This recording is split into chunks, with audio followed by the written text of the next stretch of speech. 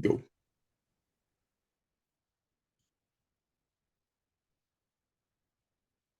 A show where I come on with a lot of energy, regardless of how the Vikings are doing.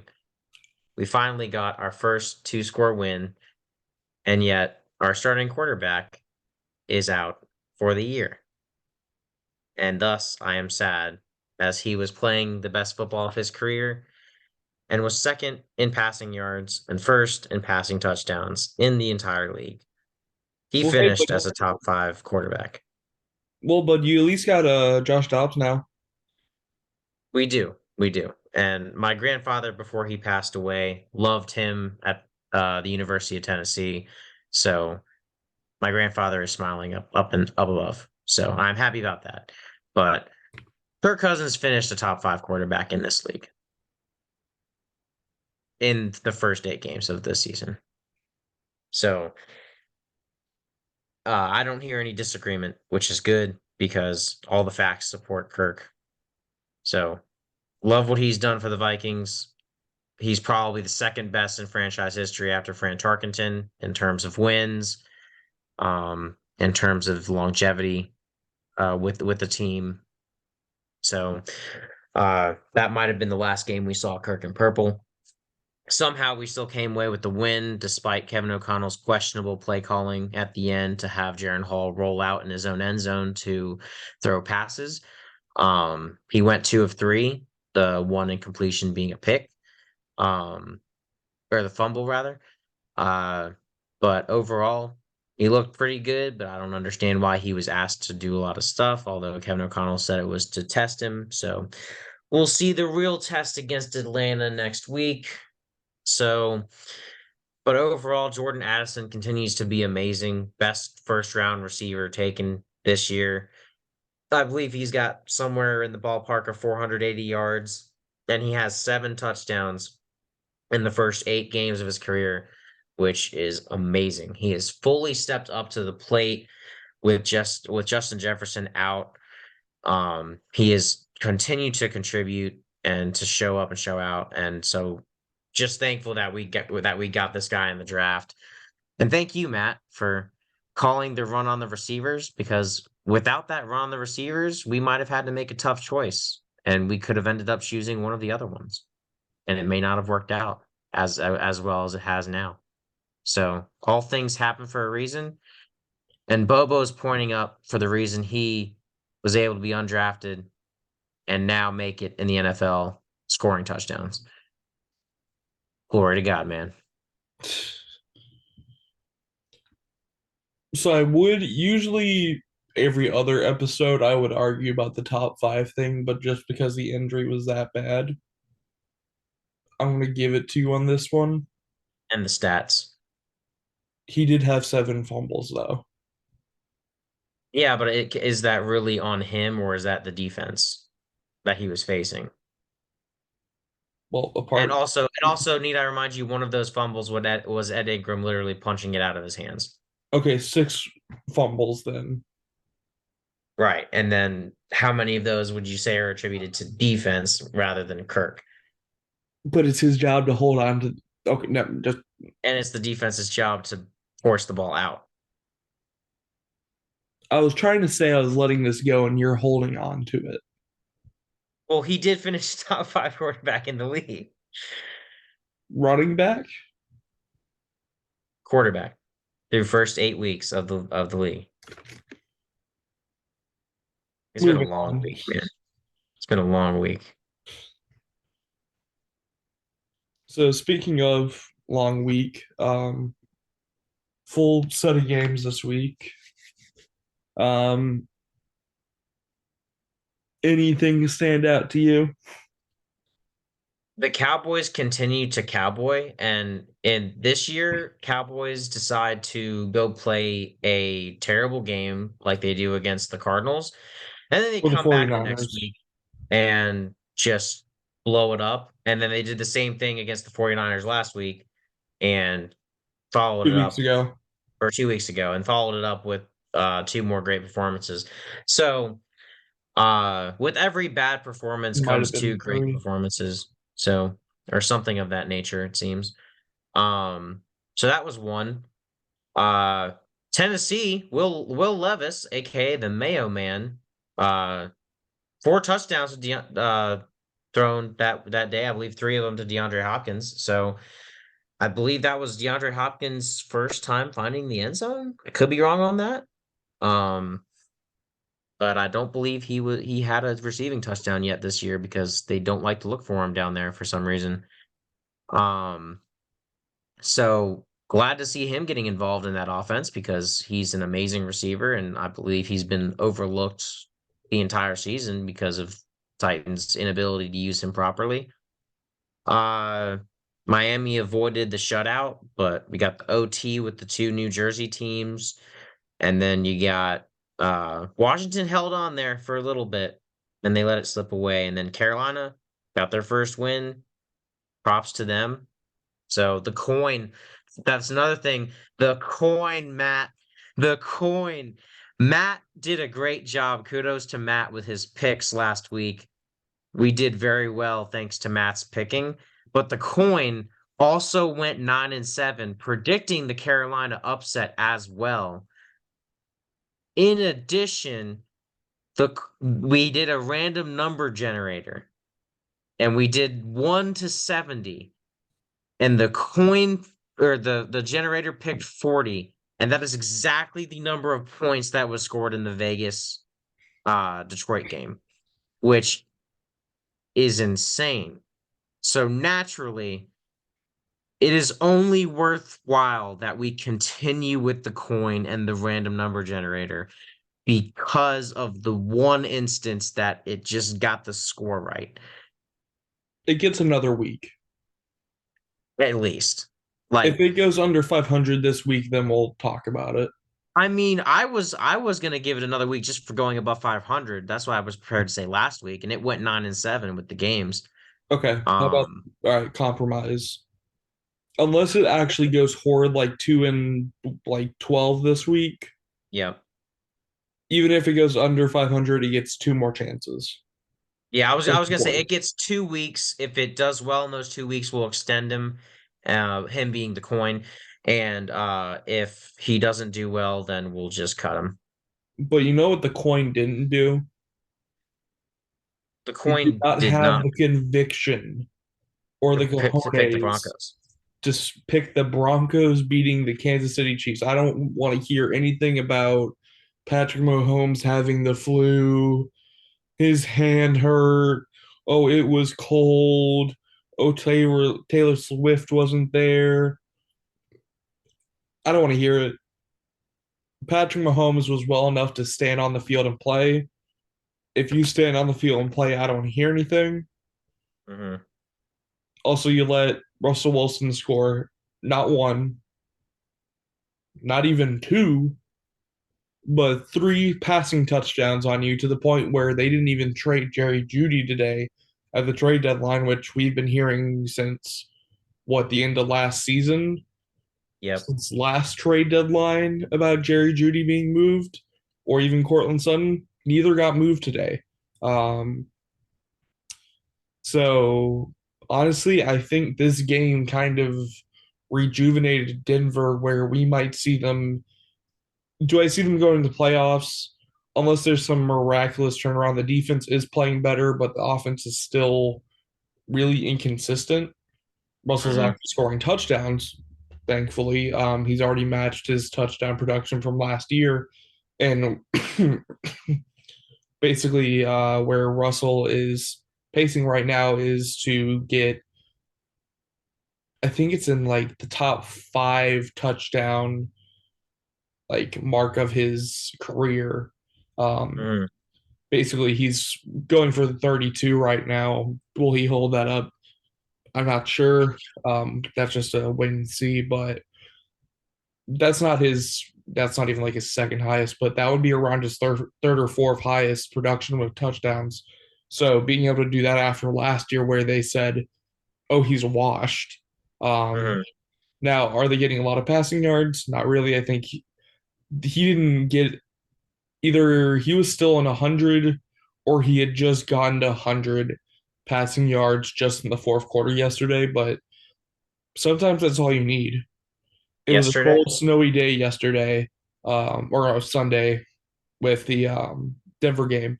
So sometimes that's what you need, and didn't make as many mistakes as Patrick Mahomes did. Um, Yep. it was surprising. Today we Uh, didn't see Kansas City getting any wide receivers or anything like that. I really feel like they needed a number one piece. Travis Kelce's a number one target, understand mhm. that, but Denver was actually able to limit Kelsey, as you see, to only 58 yards. Um, Yep. Usually he's going for more than that, 75 to 100 a game. Um, but they were able to limit him, and the wide receivers just couldn't make up for it. We saw drop touchdowns, drop passes in key situations.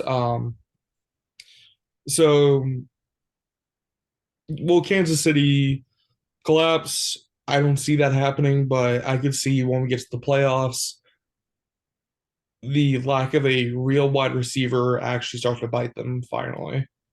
I think this is their Colts game from last year where they just lose a game that they're nobody saw coming at all. Um, and I mean, they did just get McCole Hardman back like 2 weeks ago from the Jets. But then he So, must have punt on Sunday. right. I mean, again, but I mean, that's trying to put like they should be trying to work him back into the receiving core because everybody else drops the passes. So, go back to their old punter or punt returner, kick return, whichever one McCall Hardman was doing, and work McCall Hardman back into the wide receiver core. I think you've got some problems fixed. And like, let's keep in mind as well, Denver's on a 2-game winning streak.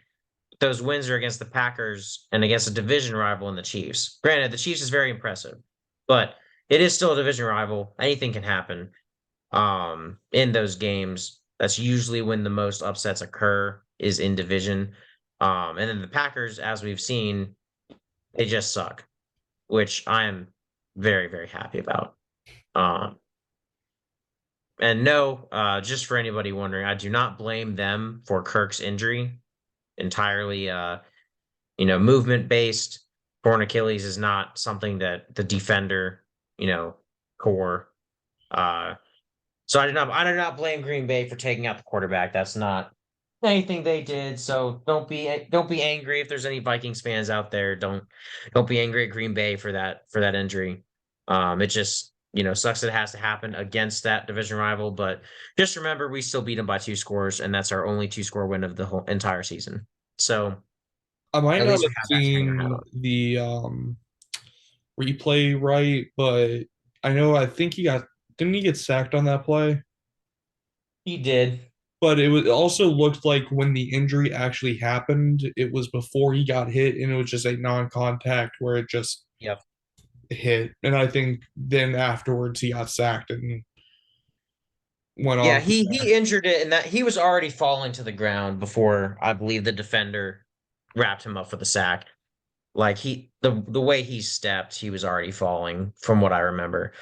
So it was gonna be a sack either way, with the way it happened. But yeah, I mean, we're gonna roll with Jaron Hall. I mean, I think it's still safe to say Minnesota has one of the best offensive lines in football this year. Which, again, if you had told me that at any point, I still don't believe it. That's how shocking it is. Like I'm watching the offensive line do really well. I watched them allow no sacks to the 49ers defense, and I'm still not believing what my own eyes are showing me. So we have a great offensive line. We've got weapons, especially if JJ comes back the week after next. We play Atlanta this week, and then he's eligible to return against the Saints the week after. If that's when he returns or not, I don't know. But regardless, it should be sometime soon when we get him back. Because one smart thing our coach can do is save a player from himself, meaning JJ is a competitor. He's going to want to go back out there. He wanted to go back out there during the Chiefs game when he hurt himself and he was taken out. So, good on Kevin O'Connell for, taking him out of the game, and putting him on IR swiftly so that he doesn't think to himself he's going to come back in and off of a hamstring and just light the world on fire. So he's gonna be ready to go. Hopefully, during, like I said, the meat of our schedule is coming up now. We just finished up our another road game in division. And we have the 49ers, the Eagles, the Chiefs, the Chargers. They're all behind us. Great offenses that we have to contend with. So those are behind us now. We've got the Bengals, we've got the Lions twice, but those are at the end. In the middle here, we got Atlanta, the Saints, the Broncos, the Raiders, the Bears again. Like, we've got some winnable games here. Our backup quarterback will have to step up, but we have some winnable games in this stretch. If we can pull it off, like, we might take the loss against Atlanta next week, but if we can pull off wins when JJ gets back against the Saints, or if our backup quarterback just gets healthy regardless, or gets healthy, uh, performs well regardless of JJ coming back or not, I think we have a good shot at least making the wild card. We're currently the 7th seed, and I have a slight optimism about the Vikings. Until you also lose to the Broncos. I mean, I'd rather be again. I don't care. Like, if our losses are against AFC teams, much better. So if we beat Atlanta and the Saints and then lose to the Broncos, I'd be fine with that. Honestly, like, give me the wins against the NFC teams and the losses against the AFC teams. That's always been my preference, especially when it doesn't look like we're going to be able to compete for the North. Like, the Lions are going to be able to stack up enough wins to just beat us, I believe.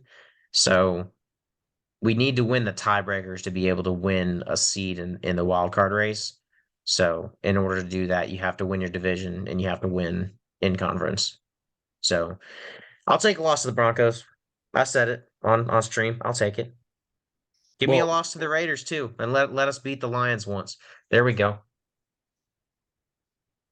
speaking of the other team that is a part of this podcast, um, There's another team.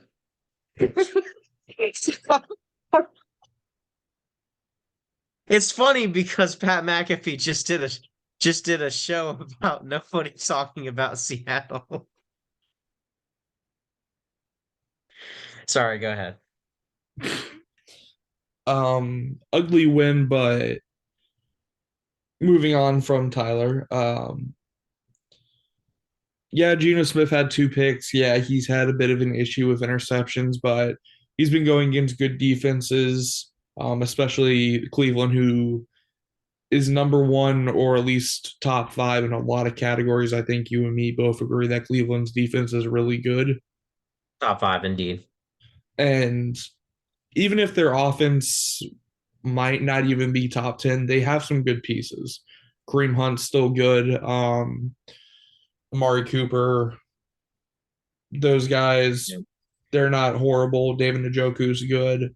Um, so they don't, other than quarterback, they have a lot of good pieces on that team, even on offense, but especially on defense. And for Geno Smith, with how much issues we've had with the offensive line this season, especially in the Bengals and Rams game, to only give up 1 sack the whole game. Credit. Credit where Um, credit's due. yeah. And then our run game, Kenneth Walker, 8.3 yards a carry. Hmm. Zach Charbonnet, 10.6 yards per carry off 5 carries. Like, Wow. we were running the football against this team, against that defensive line. Like, that's saying something, and that makes me really happy about seeing. Yes, this offensive line's up and down every week. We'll see if they can stay consistent, especially this week, which once we get in our predictions video, I'm not too confident in this Ravens game, but we'll get to that later. Um, but Tyler Lockett, 8 receptions, 81 yards. DK Metcalf, 5 receptions, 67. JSN, only 3 receptions for 36 yards, but with a game winning TD with DK Metcalf setting the edge on a block. Browns fans, you can go eat it. You've had 2 weeks of the refs basically helping you out on a game-winning drive. DK did not hold. He let go right when JSN turned the corner. Your guy just wasn't able to get to him and also flopped trying to get the call. So I don't want to hear nothing. Moving on. I'd also like to quickly point out something. Yes. The two teams that are most heavily helped by the refs both lost to teams scoring 24 points and are next to each other or on top of each other. Cleveland and Kansas City. Some Illuminati going on there, perhaps? Well, Cleveland Um, at least scored 20 points.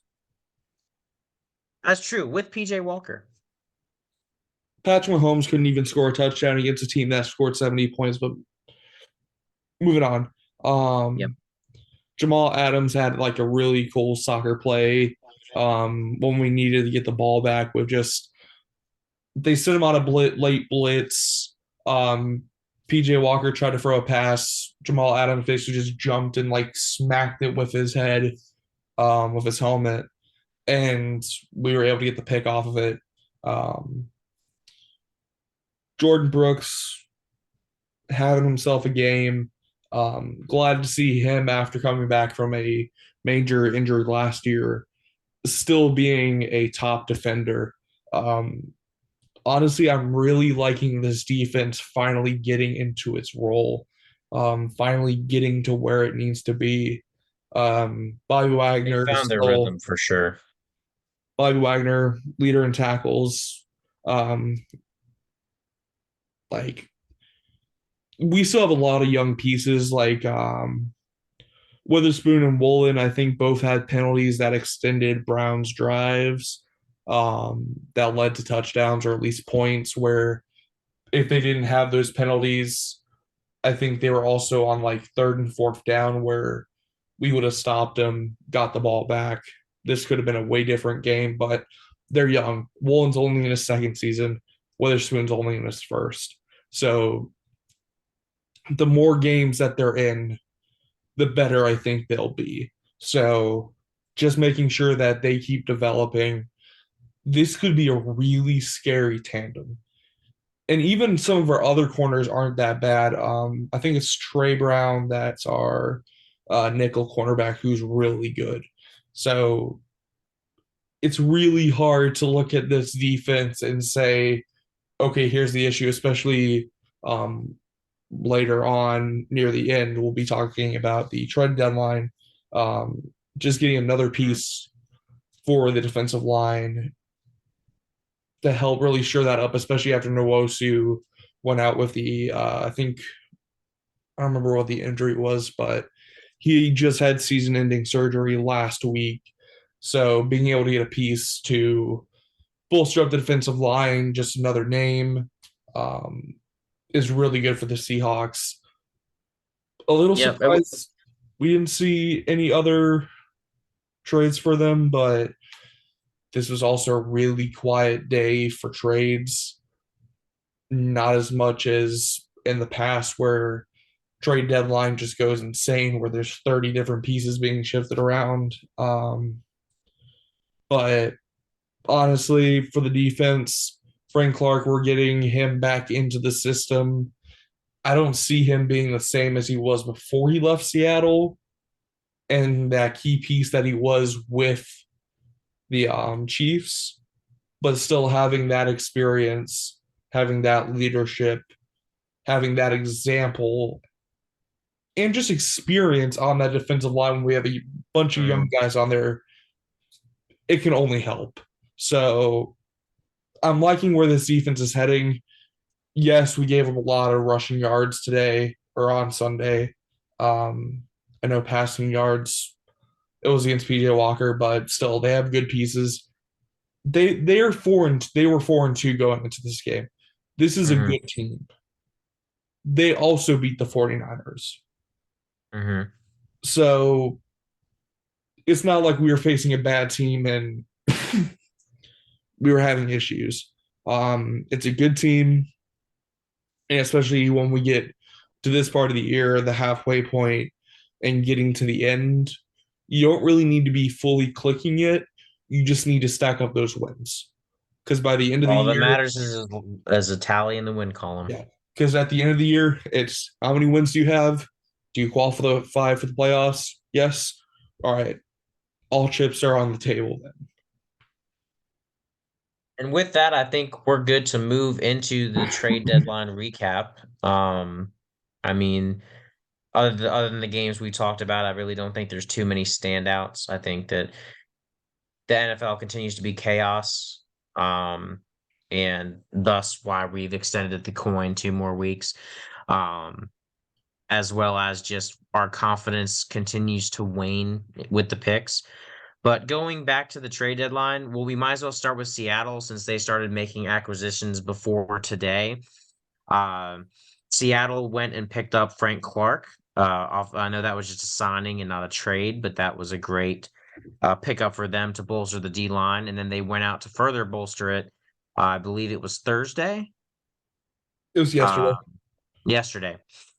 It was yesterday that they went and got Leonard Williams from the Giants for a second and fifth round pick. So two pieces to really bolster up the defensive line, as Matt was saying earlier. That is definitely going to help Seattle contend down the stretch. Um, and I do think those are two pieces that are greatly needed to benefit, I would say, the not as strong positions on Seattle as like everything else. Um, if you'd agree with me there. Yeah. Um, like everything's pretty solid in Seattle, but there are pieces that could be improved, and I think that's what you guys addressed. Yeah. Um, They were depth pieces, which exactly. it doesn't hurt. I mean, it never does. A good rotation on defensive line is always welcome. So Seattle making some great moves. Um, to bolster up their defense line. They're first in the AFC West. Wanted to be the one to mention that. So glad you didn't do that.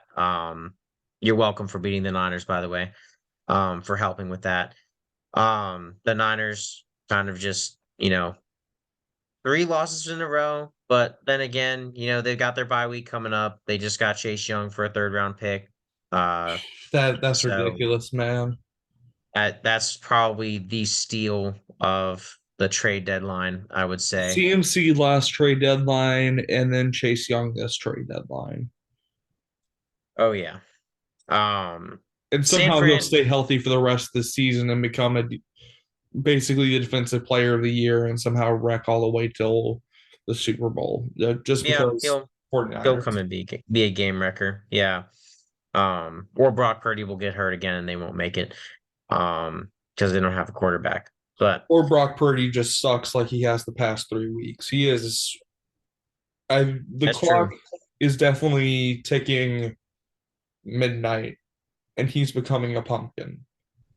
Right. So he's got a bye week to fix things, and then I don't know who they play after the bye week, but we're gonna have to see how he handles himself. Do they get Trent Williams back? I would assume they get Debo back. Um, and Christian McCaffrey's been playing, so he'll be all set to go. But I would assume you're trying to get Trent Williams and Debo back. That's your main priority if you're the 49ers, and then clearing up those penalties. But anyway, back to the trade deadline. You also saw Chicago get a piece from the 49ers, the Washington Commanders, as the Washington Commanders decided to just get rid of their defensive line Yeah. this trade deadline. They said they were going to have a fire sale. I didn't know that just meant two of their best defensive pieces. Um, so Josh Sweat going over to Chicago. I'm not going to like seeing that name. Week 11, I think it is, that we play them again. So that kind of sucks for us, but it is still the Bears. So I'm glad it's not the Packers or the Lions getting Sweat. So glad to see that. But Detroit, I feel like got a good under the radar pick because Matt and I didn't even realize that the guy was traded until an hour after it happened with Donovan Peoples-Jones from Cleveland. Uh, he popped off last year. And this year he's been seemingly just silent. Like he has not done much of anything. 8 catches, So 97 yards. yeah, so last year I believe he was close to 1,000 yards, if I'm not mistaken. Like he was actually popping off as a solid wide receiver too. So or even like the best wide receiver three. Something to that effect. Like he was doing real well last year. Uh, So 839. yeah, okay, that's pretty close to 1,000 yards. So I mean, considering we didn't even know the trade happened, and he's not that big of a household name or anything, like that's pretty good. And going to completely underutilized to under 100 yards this season so far is definitely, the drop off. So Detroit knows how to get the most out of their players. They've created a mindset over there, so he will definitely succeed. I think. In Detroit, it'll just be when his turn to get the ball comes. So that'll be interesting to look out for. Um, Trying to look at the rest of the pieces. Philadelphia had the trade with the Tennessee Titans before the trade deadline for the safety, and we missed this part. They also sent over another safety of their own and another pick over to the Titans, so it wasn't completely lopsided. Um, Although it was still pretty favorable for Philadelphia.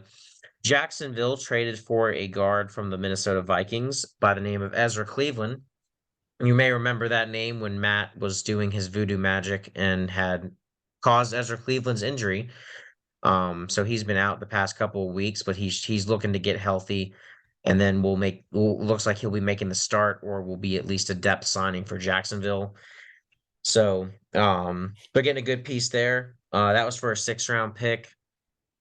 And then moving on up, we might as well talk about Minnesota. Obviously, they sent away Ezra Cleveland, but they also traded for Josh Dobbs from the Arizona Cardinals, who was just benched earlier this week, for Tune. And the Minnesota Vikings gave away a 6th round pick and acquired a 7th round pick from the Cardinals in addition to Dobbs. So essentially, the Vikings today have gained Joshua Dobbs and a 7th round pick. So good for them. I like the depth signing.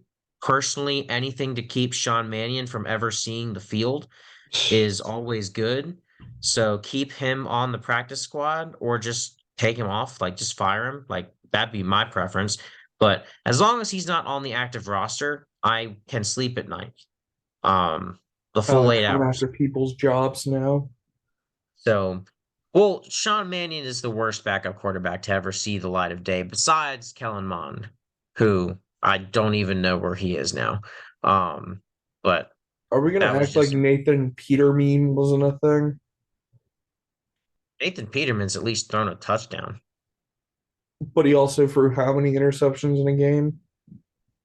I mean, look, I don't know. We can compare it to Sean Mannion's touchdown interception ratio. Then again, because of Kirk Cousins, Sean Mannion hasn't had to come in that much. So, um, I don't know, but I think Sean Mannion has exactly one touchdown in the National Football League, and it's to KJ Osborne in a game against the Packers back when they were good. Um, so anyway, moving on. Am I missing anybody who acquired somebody? I think that was all. That was Buffalo at got least all the big names. Buffalo got a corner from Green Bay. Oh yeah, Um, forgot about Rasul Douglas. Yeah, so former, I believe he was a 6th round pick, and Buffalo gave up a third to get Rasul Douglas and a fifth, if I'm not mistaken.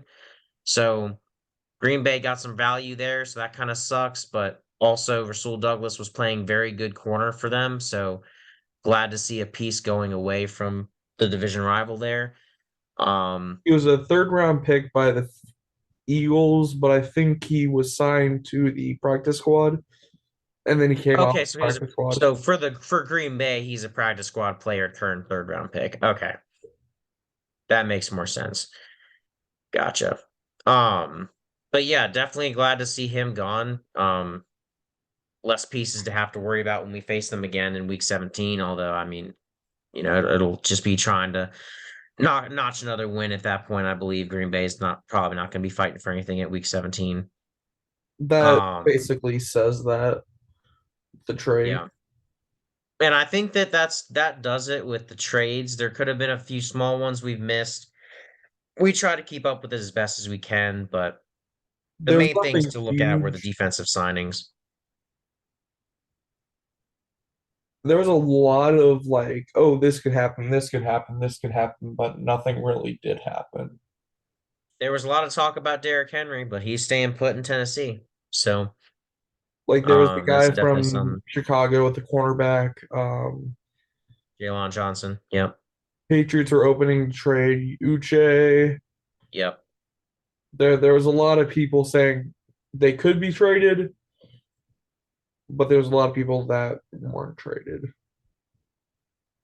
Yeah, definitely a very underwhelming trade deadline, but definitely, there were some moves that were definitely predictable, as in Minnesota getting Joshua Dobbs and Washington committing to part of their fire sale. They said they would if they lost. So, um, and the Giants giving away a piece doesn't surprise me either because they're also in free fall. So definitely some predictable moves. But also just, nothing really big happened aside from Chase Young for the third round pick. I'd say that's the most surprising move of the trade deadline. And with that, we're gonna take that information and be thankful that it's not a ton to overlook or to look at as we move ahead to our predictions video that will be coming out shortly after this one, perhaps a day later, depending on our schedules. So definitely be on the lookout for that. The NFL continues to be chaos. It will always be chaos, and our prediction confidence is hardly ever there. So Hey, I if you'd went like to 12 and see 4 two, last week. I don't want to hear that. props to Matt for doing well. But however, I don't think your confidence was very high. Until I saw that I went 12 and 4, and now my ego is all the way for the roof. True. Okay. So speak for yourself. That makes sense. Okay. Well, my confidence is not as high. I was thankful to not have to make any picks because I also didn't know who was injured and who was not. Um, because I was in Texas, as many of you probably guessed. Um, by the comments about Dak knocking on the door. Uh, oh, and also, despite the loss, I would like to say on air that I did win the podcast or like between us in life because I met one of the greatest wide receivers to ever play in the NFL when I was in Dallas. I met T.O. baby, Terrell Owens, one of the trifecta. When you talk about the greatest wide receivers of all time, you hear T.O., you hear Jerry Rice, you hear Randy Moss. Those are the three guys that you talk about. I've met one of the trifecta, and that's probably the most famous person I've ever met. So definitely thankful for that experience. But I am glad to be back home, glad to be back where I know familiar places, familiar faces, all that good sayings. Um, and glad to be back doing the podcast, actually, where I know where I am. So, but yeah, Terrell Owens is pretty cool. But most of you already knew that if you have any idea who he is.